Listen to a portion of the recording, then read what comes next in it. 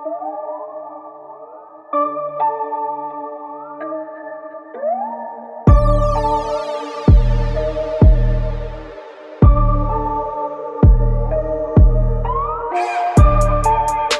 name is Ryan Jaros, owner of Precision Hockey Training, and this is my feature.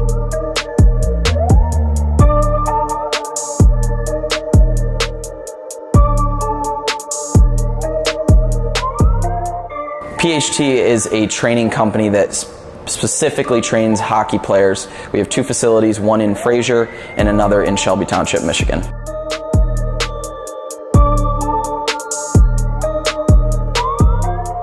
We literally have a photo of me in rollerblades on my driveway when I was 2 years old.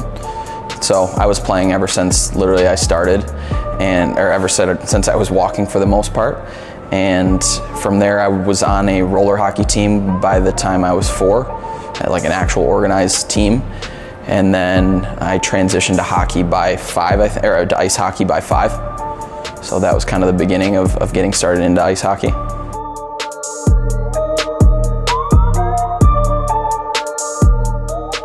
Absolutely. A big moment for me. So I started off playing AAA, which is the most time-intensive, invested program that you could be in. It's the highest level that you can play at as a kid. I was getting to a point where I truly wasn't having a ton of fun, and so I transitioned into high school. And so what I saw was a stark contrast between the AAA commitment and the high school commitment. Not necessarily like in terms of the kids at that time, it's more so like the development that they had at a younger age. And so I played AAA my whole life, and I experienced, we had strength and conditioning coaches, we had skill development coaches, shooting coaches, stick handling coaches, like we had everything under the sun. And then I went to high school and I saw that none of those kids had even heard of any of those things. It was just like, yeah, I lift weights sometimes. And it's like, well, no wonder there's a gap here, right? And so my idea with what I did with these facilities was to bring that skill development side of things to the more everyday player, the normal travel teams, the house teams even. I mean, we train tons of kids that aren't necessarily at the highest level, but there's no reason that we can't add through our synthetic ice and the features that we have here to teach the shooting, teach the stick handling, and incorporate that in with the strength and conditioning that we have as a norm.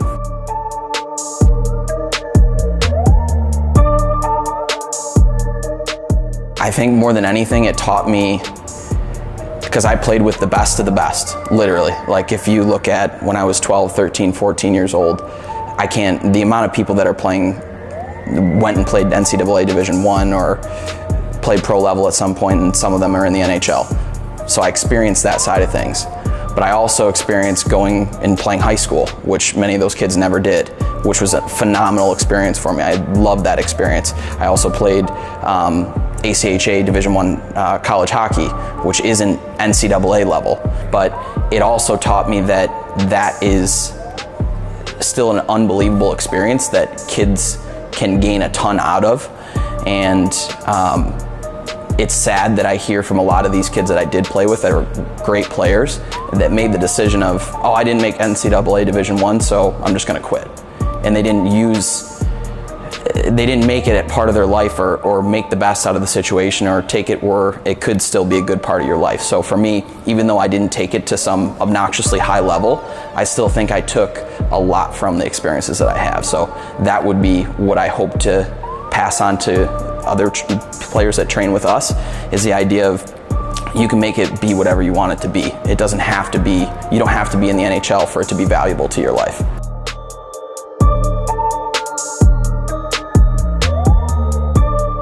The goal with precision hockey training is to more so teach them the habits that make them good. And the reason that I think that's so important is you find this even with professional athletes that are phenomenal at what they do, right? They retire and they have nothing. They have nothing from that. They have nothing that they can apply to anything else because they don't know what they did or the habits that made them good at what they do. They just knew being good at that one thing. And so our goal with precision hockey training is to teach them the habits, the consistency, having a routine, right? Planning your goals, working towards those goals, assessing your progress, all of those things that can be applied to whatever else they do. Because we want our kids to be great students. 99% of these kids that train in our facility, you just do the math on who's going to play this or do this for a living. Almost no one. So what are we giving them? We have access to these kids at a young age and where they're able to be developed. What are we giving them that's tangible into their life as they get older?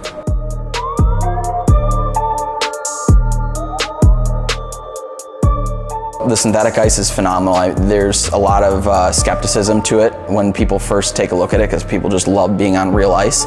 But people also need to understand that in the same way that you're not squatting on the ice, this is for training purposes. We're not playing games out here, we're teaching specific skills, and more than anything, what the synthetic ice allows us to do is it slows people down. So I don't know what the actual percentage is. I think it's like 30% or something. It slows you. You're like 30% slower on this versus real ice. But that's actually a huge positive in the world of training, because it allows us to break things down in an easier manner, especially when we're training kids that are all over the place as is. If we can slow them down and break things down at an easier pace, it's much easier to instruct them than when we're on the ice, when they're flying all over the place and hard to control. So it's actually very good for controlling certain skills that we're working on and just working on a one-dimensional feature without all the other distractions.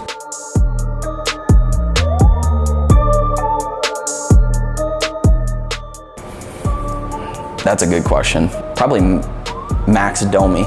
He was phenomenal. I mean, he was always a really good player. I will say he didn't really, when he was young, 11, 12, whatever, he was like kind of normal size. He was definitely their best player.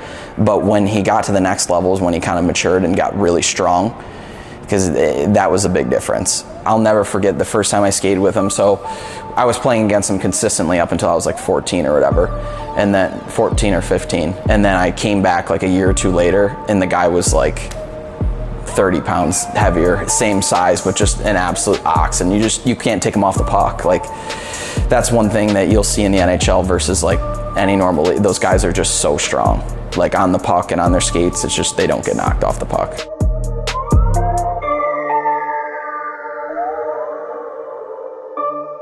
That's been the number one question on my brain for the past year, I'd say.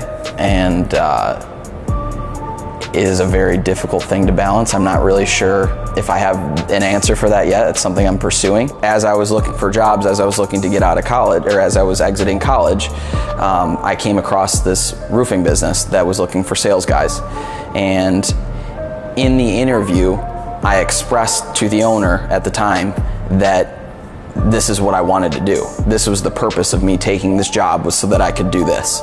Now I'm trying to get to a point where I can manage both, and I can do it in a way that makes sense, because at the end of the day, the whole point of me starting the initial was to end up getting to this point. And I sometimes laugh at the fact that like where we've grown to, and I'm now the most frustrated that I've ever been, which is so wild to say, but it's the truth. Things were way simpler when it was just like I had the one facility and I was just getting started with the roofing, but you throw all these things in the mix and it's just a lot to balance. And so a lot of what I'm trying to work on currently is just owning my time and being accepting of it is what it is. You can't maximize both. It's just not possible. And you need to accept, you do your best you can for both, but there's no way to give 110% to both of them. And that's just, it is what it is. But what I'm working to do is to obviously build systems, build teams. That's one thing that I've been doing a lot of recent is adding. I've hired several people for the roofing company. I've hired several people to help me with this. And that's the only way with my lifestyle and the way that managing all these things will work, because at some point, one is just gonna have to disappear.